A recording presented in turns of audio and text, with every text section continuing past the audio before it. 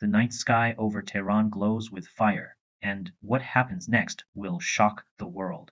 Bright flashes cut through the darkness as precision strikes slam into military sites across the city. Loud explosions echo between buildings, and smoke rises into the sky. Within hours, military footage released by the United States Department of Defense shows guided munitions hitting targets with terrifying accuracy, flames, shockwaves, and destroyed. At the same time, Israel launches its own strikes, targeting positions linked to the Islamic Revolutionary Guard Corps.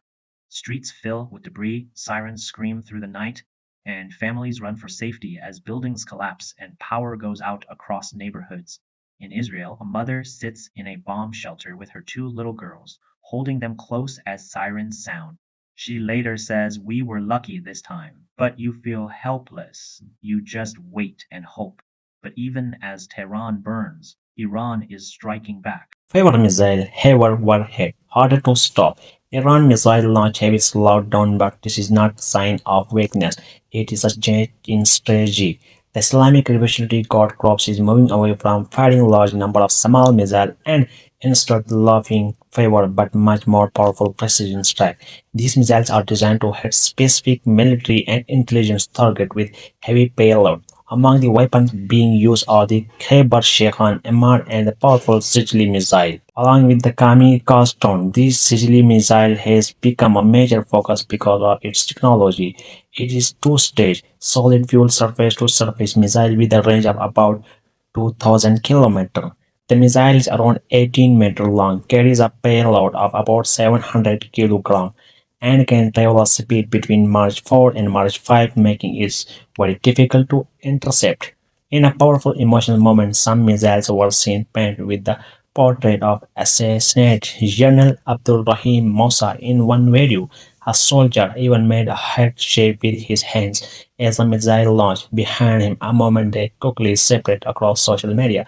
During what Iran called the 79 wave of Operation to promise, four missiles reportedly hit intelligence facilities in northern and central Tel Aviv, military and commercial area in Ramat Gan and the Negev Desert, and the military logistic headquarters in Beersheba. There were also reports of attacks targeting US bases in Kuwait, Jordan, and Bahrain.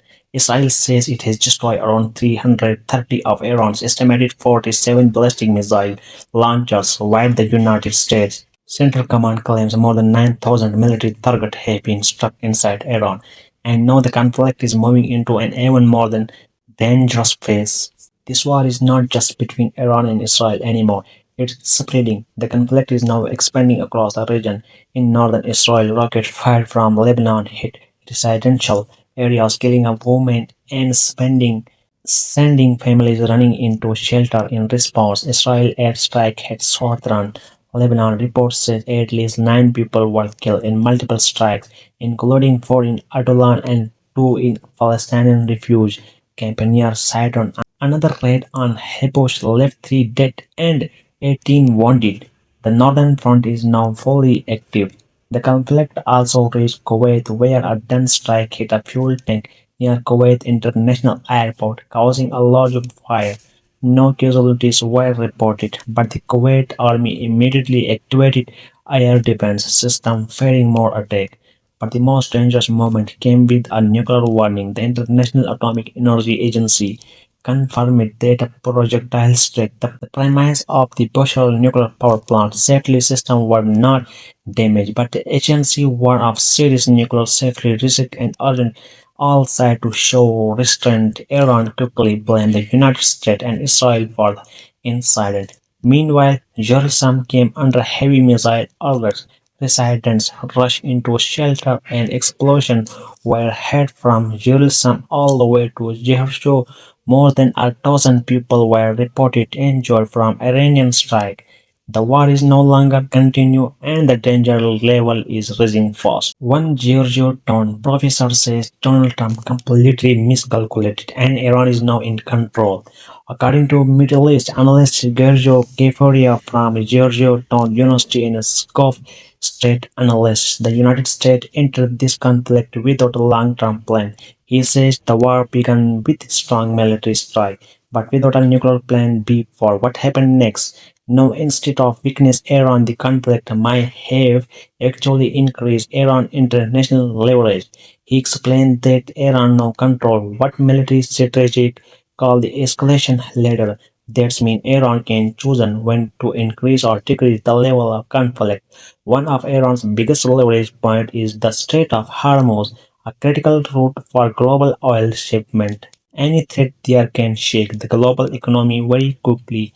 The conflict has already disrupted shipping, oil price, and financial market, creating pressure on the American economy, especially with election approaching. According to Kefauria, the U.S. government is now trying to slowly de-escalate the situation while still presenting the operation as a victory to the public.